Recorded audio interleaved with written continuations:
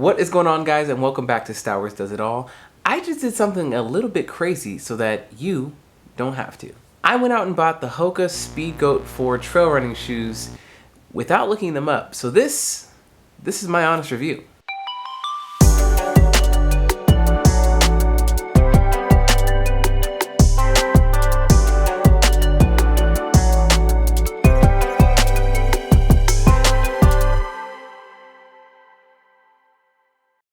Welcome back again, guys. I hope you like the new intro. If you're new to the channel, you know the drill. Subscribe, hit the little notification button, all that jazz. But if you can, do me one more favor, and that's ignore the eyesore that is baby vomit on my right shoulder. I didn't notice it till like right now, so it's gonna stay with us, guys. I'm not gonna go change. So yeah, I got the SpeedGoat 4's because I like the way that they looked, and I wanted to have an unbiased opinion on what they feel like on a run. Now, I would not recommend this to anybody. Don't go out and just get a shoe without looking it up. But based on the fact that you're here, I'm assuming that you're not that kind of guy or gal. I'll be honest with you guys. I didn't just get the SpeedGoats because I like the way that they looked. I'm also a big time HOKA runner, and I like using the HOKA ONE ONE SpeedGoat Clifton 6s on walks and runs. I've accumulated about 400 miles on these bad boys so far, so it's getting close to retiring. They're starting to wear out on the sides, but that's okay. We're gonna be talking about the SpeedGoats today.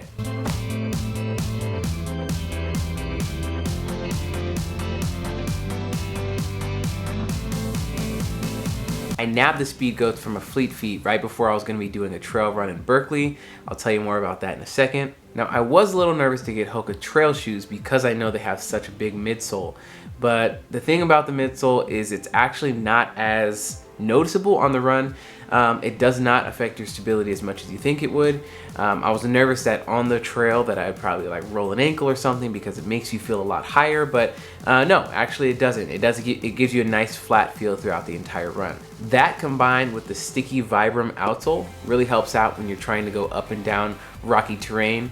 This actually saved my life, not even joking. It grips well onto all types of surfaces, and the cool thing about this is I did not feel any type of sharp pointing on the run at all. The trail run that I signed up for was the Berkeley Adventure Trail. It's a half marathon in Berkeley. It's about 3,000 or so feet elevation, and there's a lot of ups and downs, both mentally and physically on that run. I did not properly train for this, and my calves know it. The full video on that run will be coming out a little bit later, but I did finish it. The SpeedGoats come in a variety of colorways. I like this one because it had like a Spider-Man type of feel. The nerd in me couldn't resist. But aesthetics aside, let's talk about some of the features that makes this shoe different than, say, Salomon or New Balance. So let's talk about the uppers. The fabric at the top is woven really tight compared to other shoes. This does have a pro and a negative to it. On the run, I did not feel like my foot was getting too hot because we're running in Berkeley and the air is nice and crisp, probably like 68 degrees or so, and I didn't have to worry about overheating. But in another environment, I can imagine that having such tightly woven fabric at the top wouldn't allow breathing as well, and that could actually make my foot a lot hotter. On the flip side, I can say that because it is woven so tightly, this actually is going to make it more of a durable shoe. Let me explain. Compared to, say, like the Clifton 6s, which are not trail running shoes at all, if this was to go on a trail, you'd probably tear up this fabric very soon.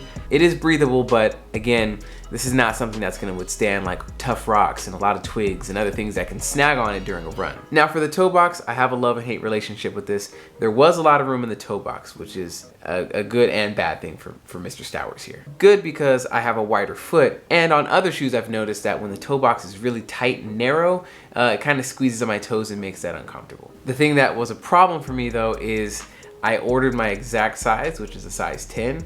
I should have ordered about a half size down because since I had so much room and since the shoe didn't fit true to size, my foot was slamming into this edge of the shoe the entire time I was going downhill. Absolutely painful. It was not my favorite part of the run. And this started happening about like mile 2, mile 3. And so I had like, you know, 9 more miles left to go. That like foot squashing. Not a pretty sight. I didn't want to look at my toes afterward. But that is kind of my fault. That was a shotgun purchase. I bought the shoe, took them in, and broke them in and got straight to the trail run. I really, that's my flaw. That's not you, Hoka. But for anyone interested in the shoe, I recommend going a half size smaller, just in case you are like me and have that situation where a half size probably would have fit more true to your foot, and you don't have that smashing feeling that I had. Now let's talk about some of the features that I personally like. Along the top part of the shoe is the toe cap, and this is gonna protect your foot if you bump it into a rock or you're on your way going downhill.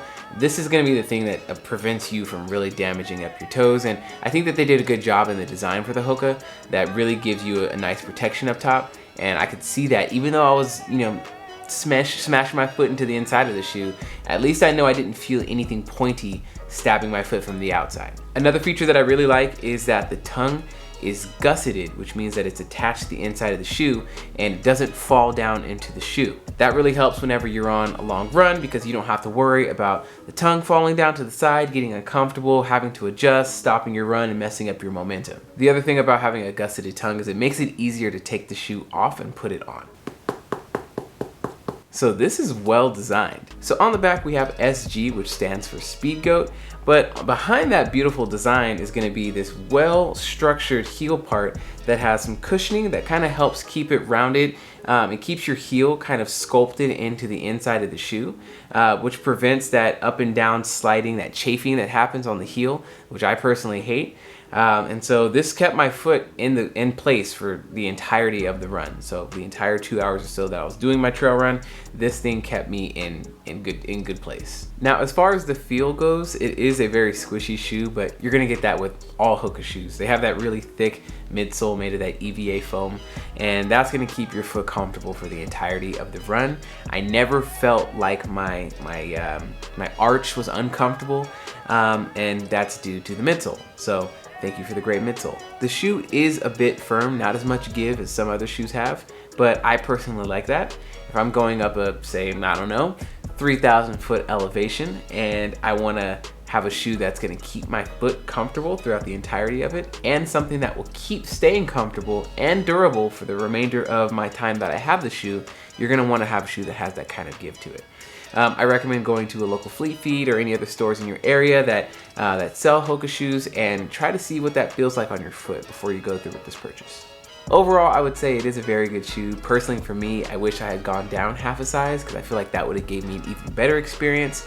But aside from that, I would definitely try to keep the shoe if I had the right size. For those of you that are subscribed, I'll be posting the Berkeley Adventure Trail in just a few days so you can see what it was like on that trail run and not being prepared mentally and physically for something that has 3,000 feet of elevation. If you really liked what you saw here on the channel, do me a favor and please subscribe. It helps the channel grow and it helps me grow this channel. My goal is to get to 1,000 before this year is done, and I'm right there. So I feel like you can be the person that helps me out. For more tips, tricks, shoe reviews, and virtual running experiences, make sure you guys stay with Stowers Does It All. I'll see you guys next time. Have yourself a good one.